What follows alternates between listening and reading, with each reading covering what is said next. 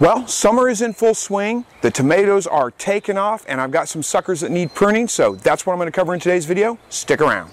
Hey guys, welcome back to another slightly rednecked video. Again, my name is Chris.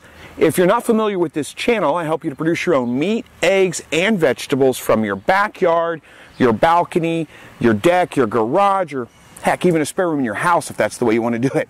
And what we're looking at here today are my tomato plants. You can't really see all of them in the camera, but that's okay, you don't need to. And they're starting to do pretty good. They're starting to get a little bit tall. Now, it's time to go ahead and do a little bit of pruning, and I'm going to be pruning off the suckers today.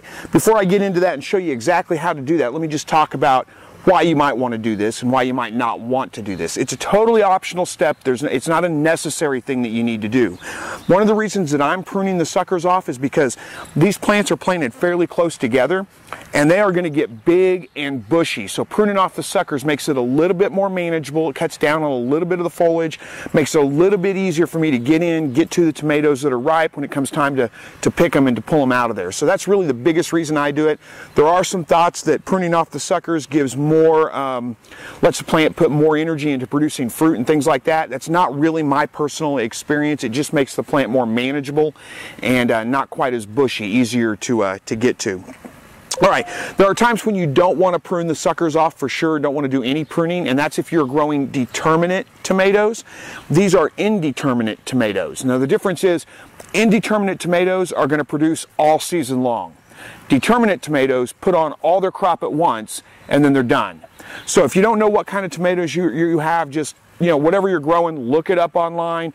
Just, whatever, put the type of tomato and determinate or indeterminate in the search, and you'll find whether it's a determinate or an indeterminate tomato. Again, do not prune determinate tomatoes.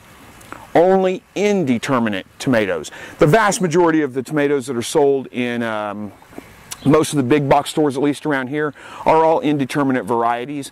But, do that little extra step just in case. All right, let me bring you in close and I'll show you what it means to actually prune the suckers off, what they are, and how I'm going to do pruning. There's additional pruning we could do to these tomato plants, but I'm going to wait till they get much bigger before I do any more, and I'll shoot additional video on that when it comes time.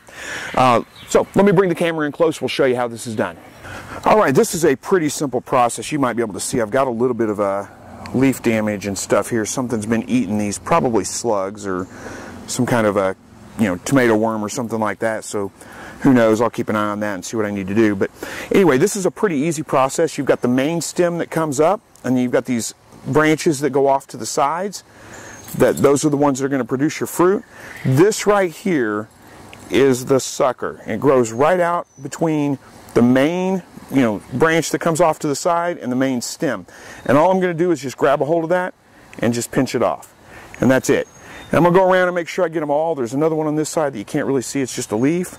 And there's one down low. There we go. And that's about it. That's all I'm going to do to prune the suckers off this tomato. You can, if you wait till these get a little bit bigger, when you pinch them off, you can actually replant them, stick them in some dirt, water them really well, and they'll probably root out and grow a whole new tomato plant. Okay, just one more time. This is a different plant right here.